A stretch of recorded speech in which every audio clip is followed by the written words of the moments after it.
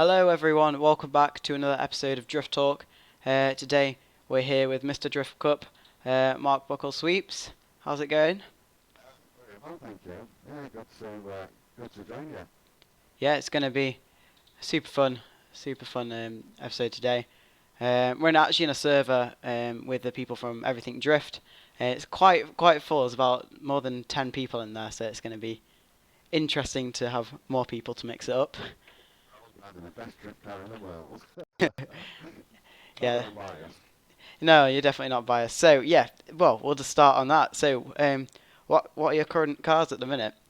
Well, my general road car, I use a Toyota Alphard, which is a people carrier from Workman, and then I have an A86 UK Corolla sat in my garage that I've had since 2006. I did a complete rock bolt washer rebuild. Yeah, built for drifting basically. Yeah. Oh, that's very interesting. So, how do you know how much power that gets at the minute? Yeah, it's just a touch over 200 brake horse because it's turbocharged 4GZE engine, so it's the engine out of the front wheel drive Levin that came with a supercharger. So Oh wow. it's basically you strap a turbo on it, and the compression ratio is absolutely perfect for running either a supercharger or a turbocharger. So that's what it runs. Yeah. So it's a sprightly little thing. Yeah. Yeah. Yeah, it's not slow. Yeah. Yeah, no, Yeah, it's definitely. fine. I mean, you say like 200 horsepower, but like with the weight of that, it's gonna be pretty quick. Yeah, I mean, the car actually took it to a weighbridge after I'd finished it, and it actually weighs a ton. So yeah, so it is literally 200 brake horse per ton. Yeah, Yeah, that's so yeah. I mean, yeah, it's good. definitely know from the E30, like 200 horsepower, as little as it sounds compared to modern day cars, it's enough. Yeah, definitely. No, it's good fun. I mean, when I have had a chance to drift with people in the past, I think people are pleasantly surprised on just how much grip it's got. And even though I run 185 tyres, and I don't use anything ridiculous, that it'll keep up with the majority. Yeah, It's good fun. Yeah, it makes you drive as well. yeah, definitely challenging cars are Yeah, oh more definitely. fun to Yeah, drive. definitely. Yeah. So from the very start, do you know what was your first car ever? My first car ever was a 1964 850cc Mini. Yes. Oh yes. So Um, what mark is that in? Like Mark 1, Mark 2 sort of stuff. oh, that was. I mean, obviously that was an original Yeah. Mini with the.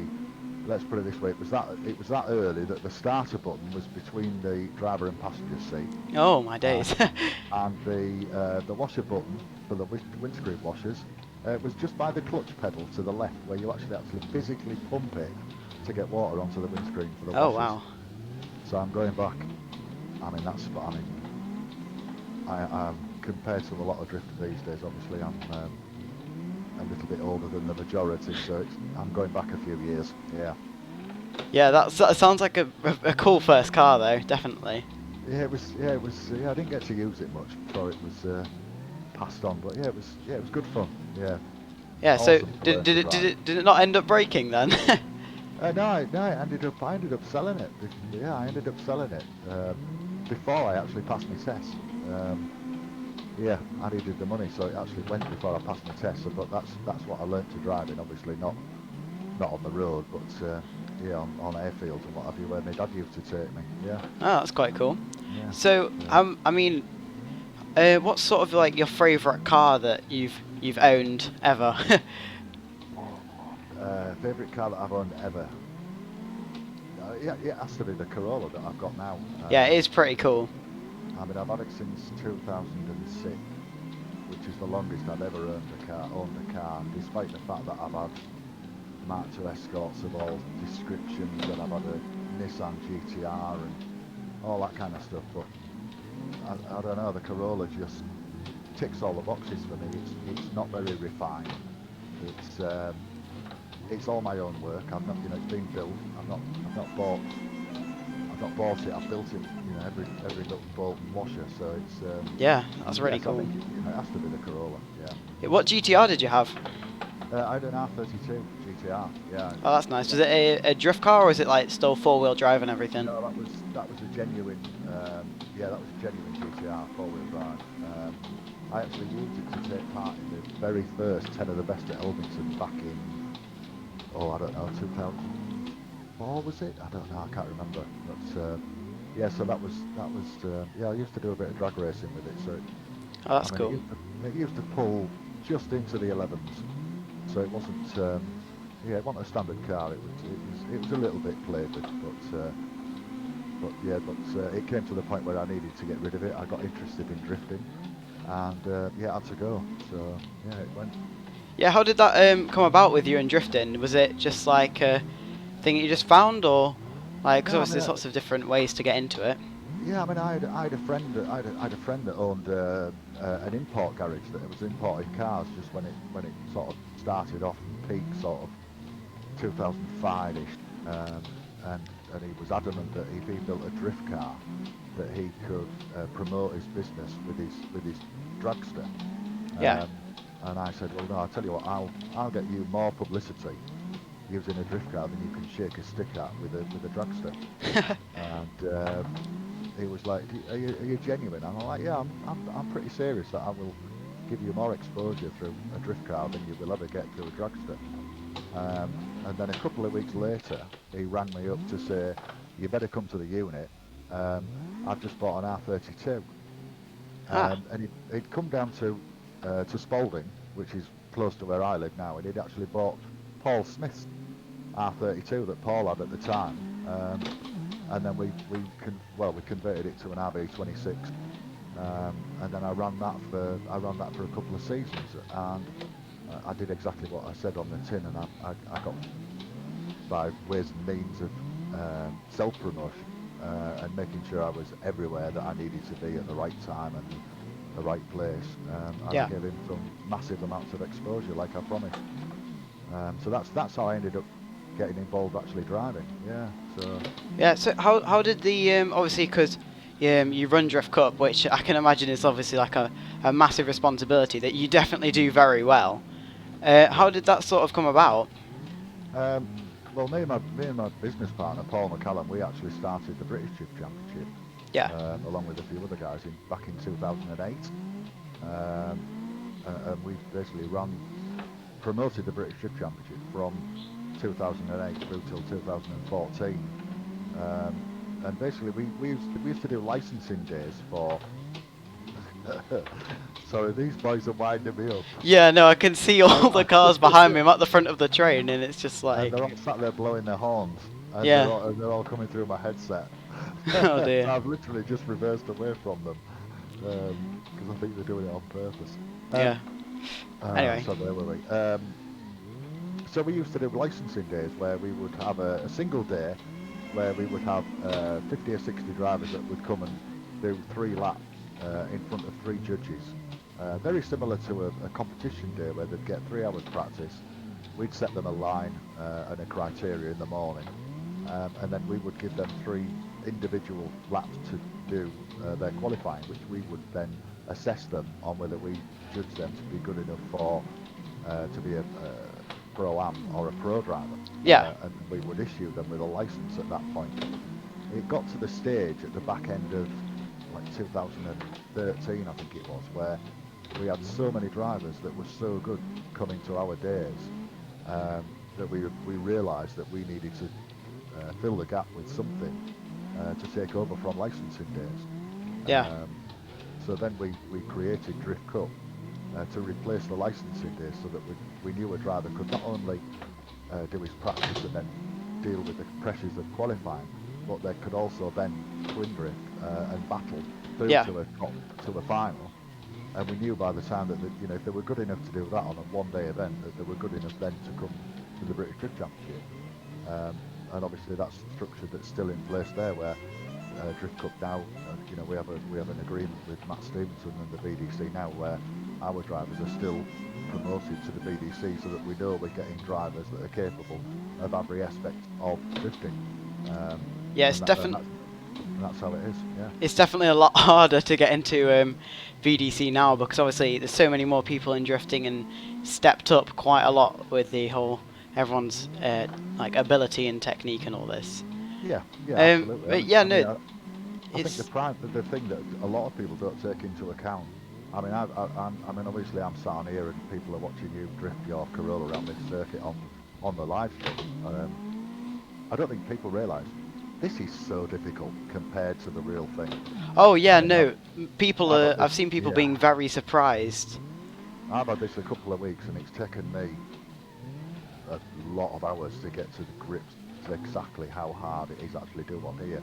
This is harder than the real thing, so I can understand guys like Connor and Connor Shanahan and Alan Hines how they've learned how to drift on here, and to be honest, jumping into a real car from here, I think it must be.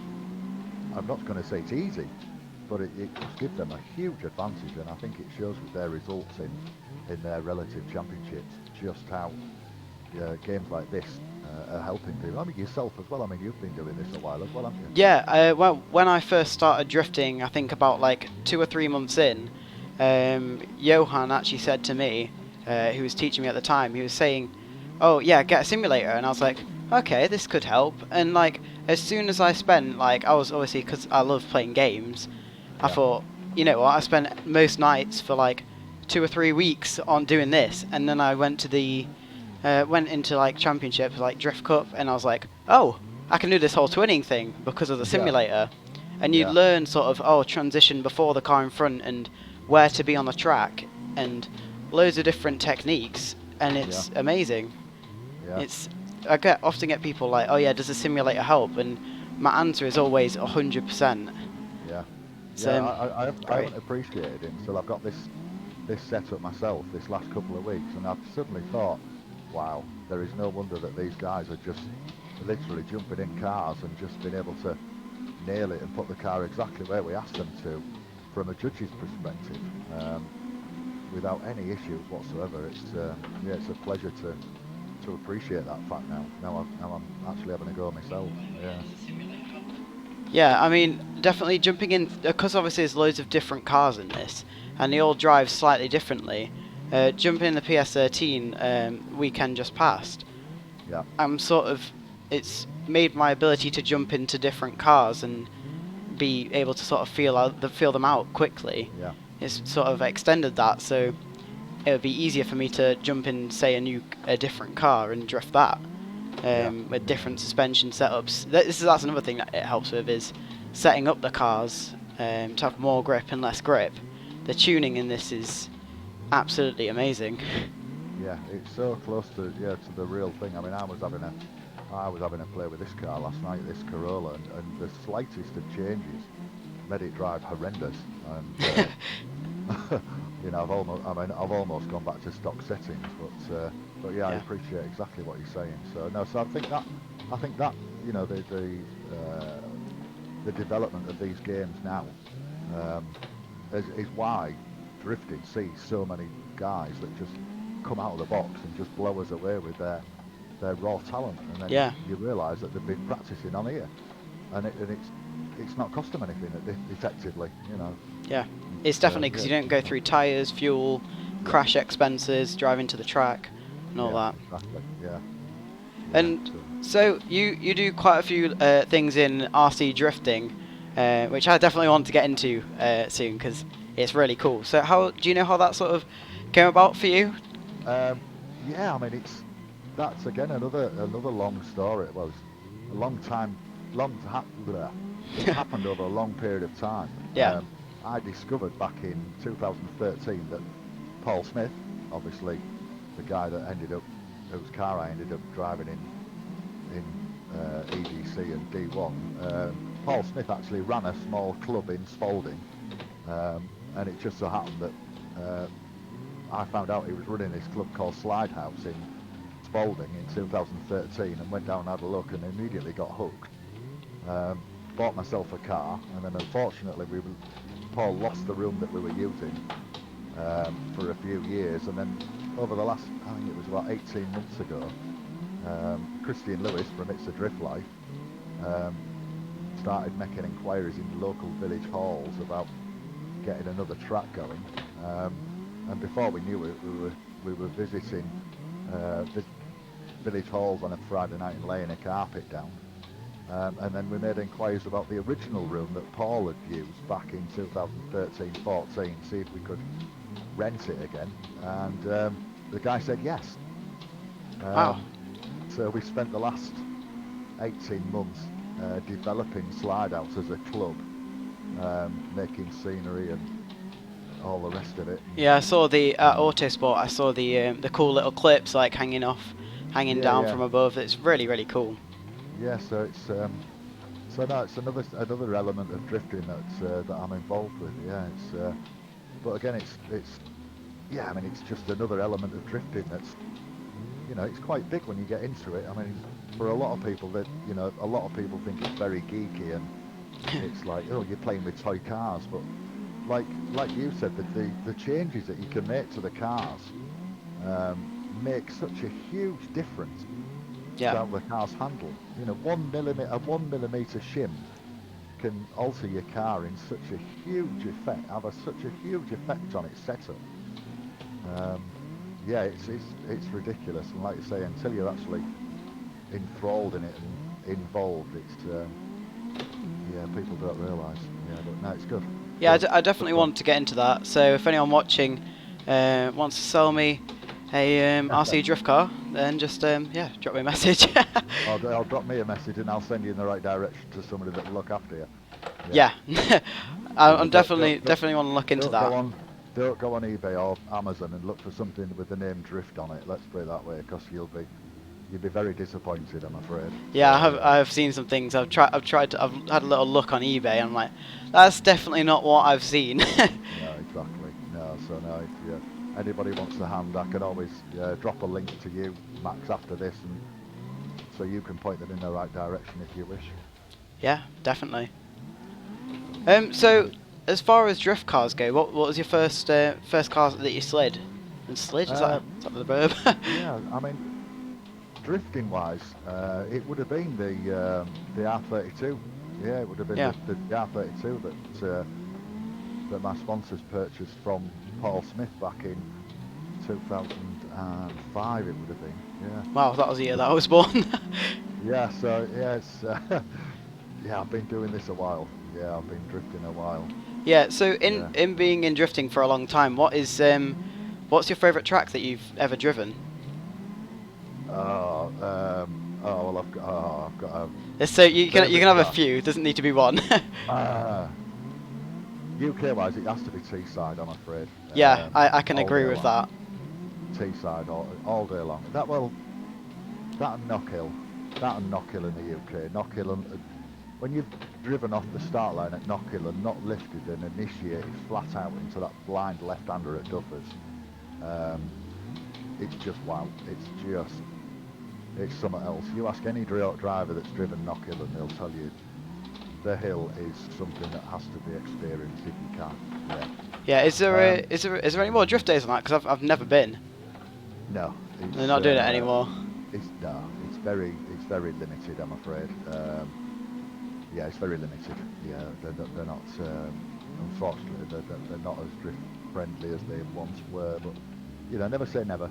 Never say never. Yeah. You never know.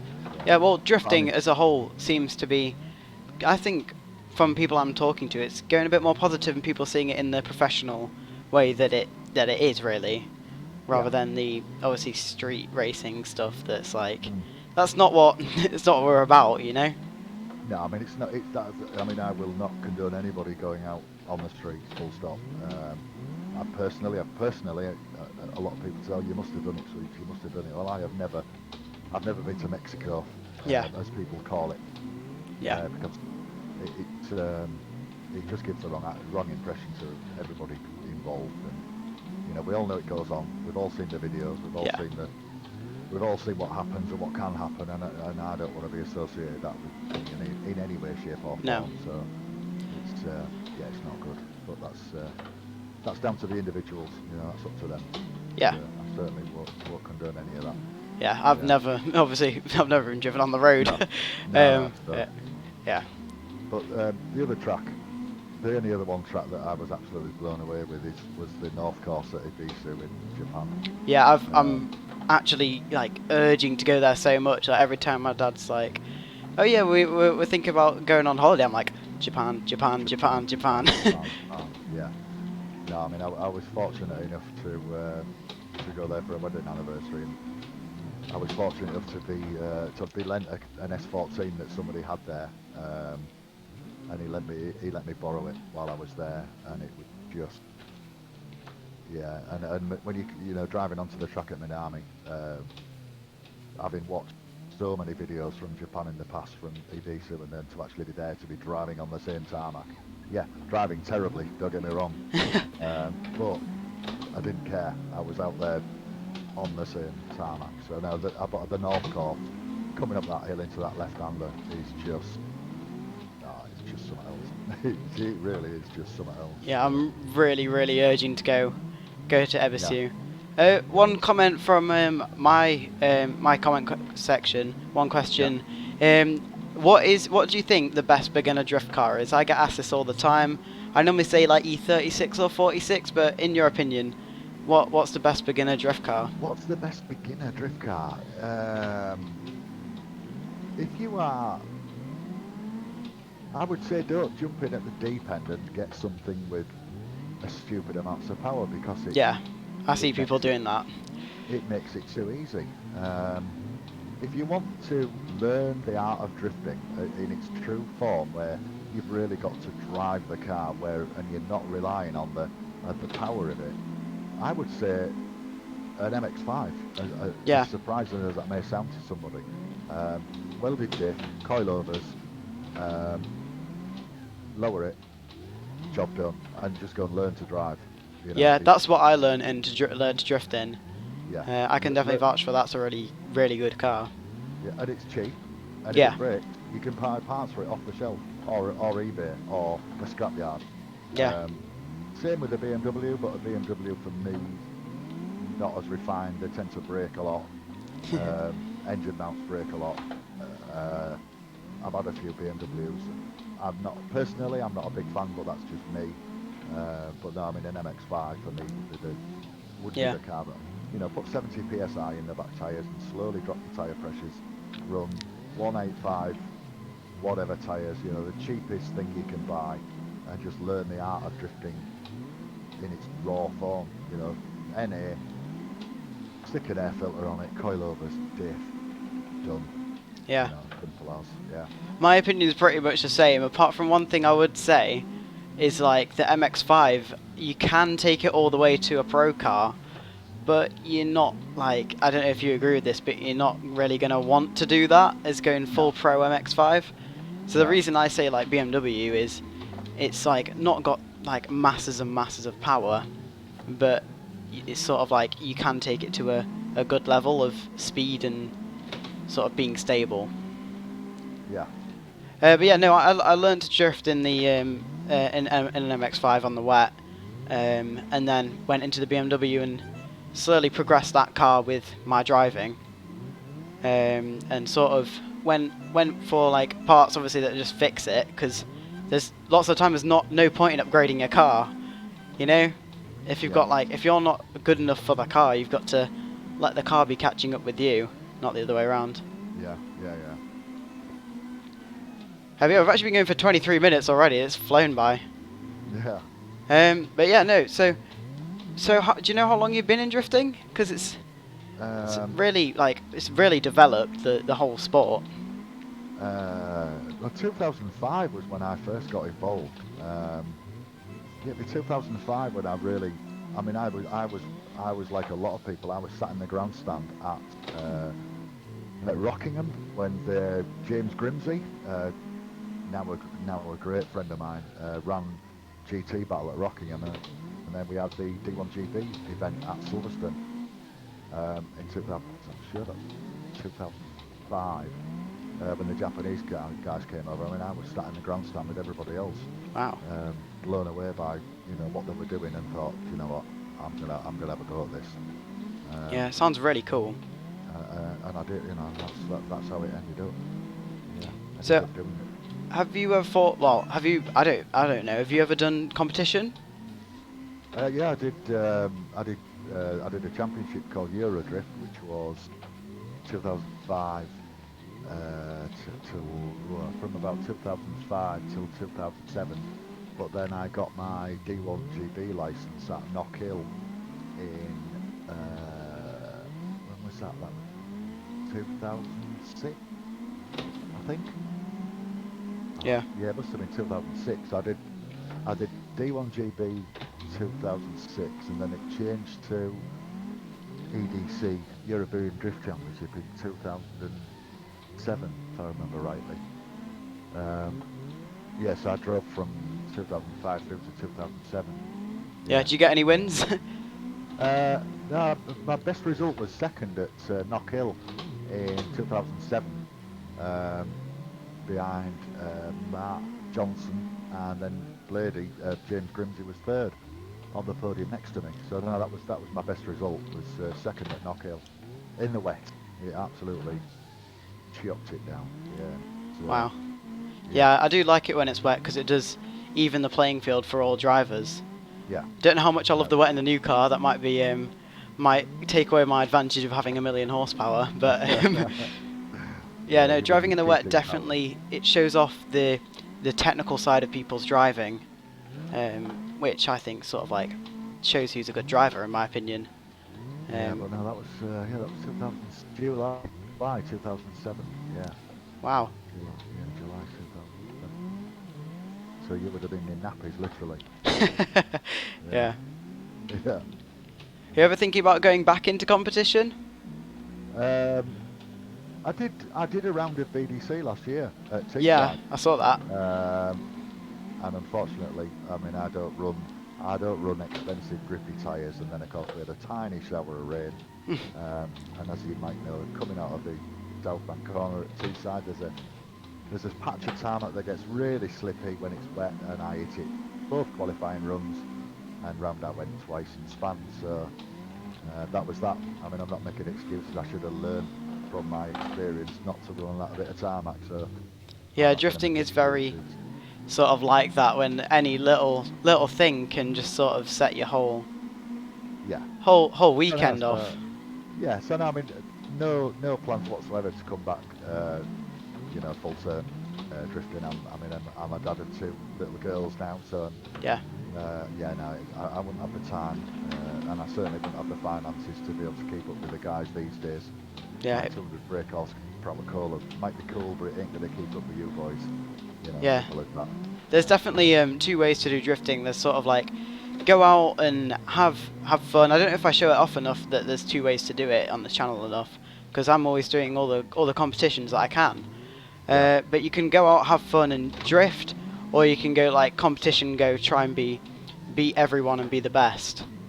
Well, this is it. I mean that was where, at one point I had both bases covered, because obviously I was doing the Rockingham Drift Days, which I tried to, on them days, try to encourage people just to come and let their hair down and relax and have some fun, which, and then obviously the Drift Cup, Hell Drift Cup was there for the competition element, but just a shame that we lost Rockingham as we did. Yeah. So there you go.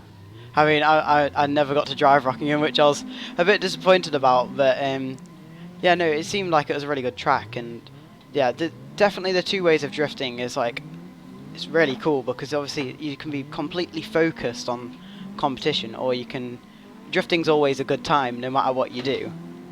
I think some people do forget that ultimately drifting is supposed to be good fun, a good laugh with your mates, and not be concerned whether you're better than Joe Bloggs, or whether you scored 10 points more than this guy or that guy. Sometimes you just need to go and just let rip and enjoy it for what it is.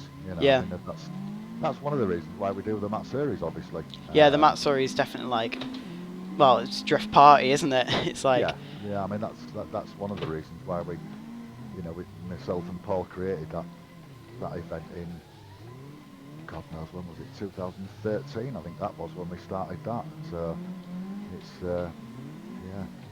Yeah, I do like the chilled out, like, sort of. I know definitely I've been like always in the mid season. It's like, okay, like checking the points all the Yeah. time, and it's like want to be the best, want to be the best. But Yeah. also I do love just going having a chill out day, filming a cool vlog for everyone, and just chilling out and drifting with my friends. And Yeah. ultimately, that's what drifting's about. Is just having fun. Yeah. Yeah. Exactly. Yeah. Like the fun aspect is like there'd be no point in doing it if it was just competition. It's like No. No, I don't fun think so and either. having a party and getting like loads of adrenaline going through. Yeah. Yeah. Exactly. That's it. Yeah, that's what it's all about. Yeah. Yeah. Anyway, I think that's a really cool note to end on. But yeah, thank you so much for coming on and No, that's cool. sharing all that sort of cool stuff. But yeah, I Yeah. hope Cool, man. you guys watching have been enjoying. Don't forget to like this video if you enjoyed, and do subscribe if you're new. But anyway, guys, thanks for watching, and I'll see you in the next one. Bye.